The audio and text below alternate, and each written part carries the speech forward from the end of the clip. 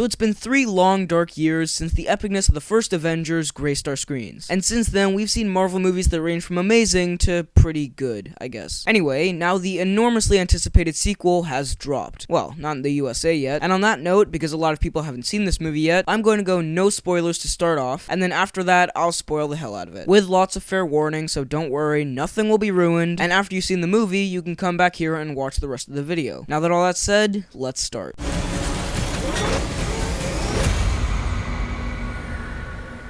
There are no strings on me.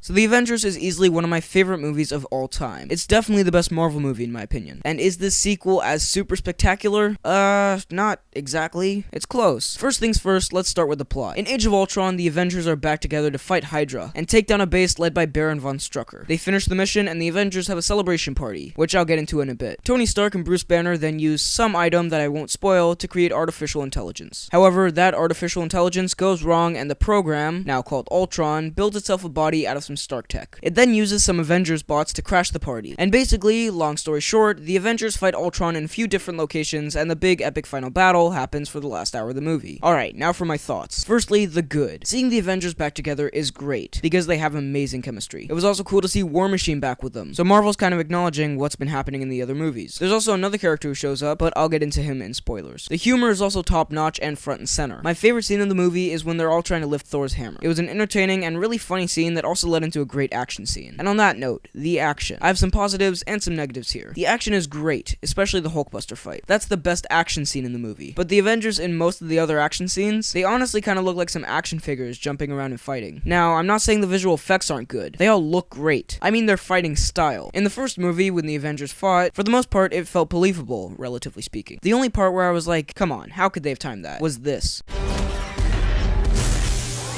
But in this movie, they're all just jumping around killing bad guys. They can do stuff like this.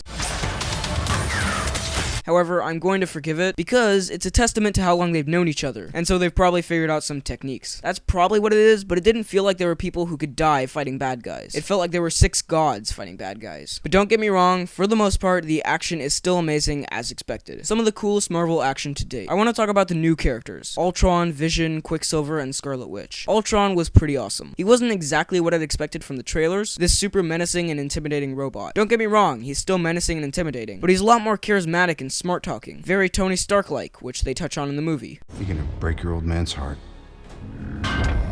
If I have to. Nobody has to break anything. Clearly, you've never made an omelet. James Spader's Ultron voice, though, it's the best. I want to hear him reading me bedtime stories. People will look to the sky and see hope. I'll take that from them first.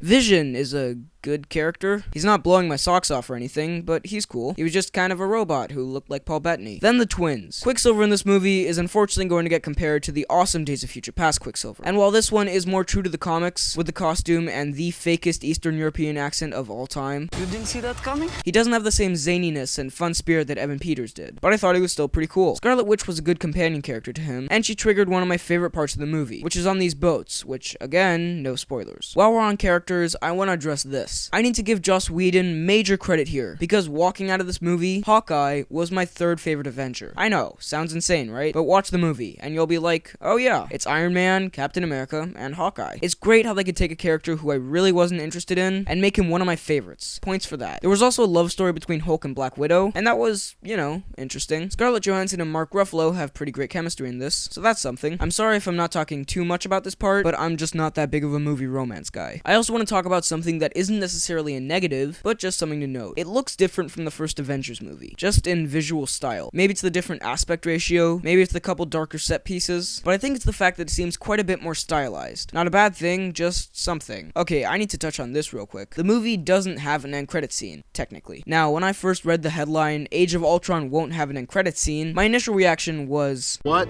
the f***? Then I thought about it for a few hours, and my next reaction was, With all due respect, what the f***?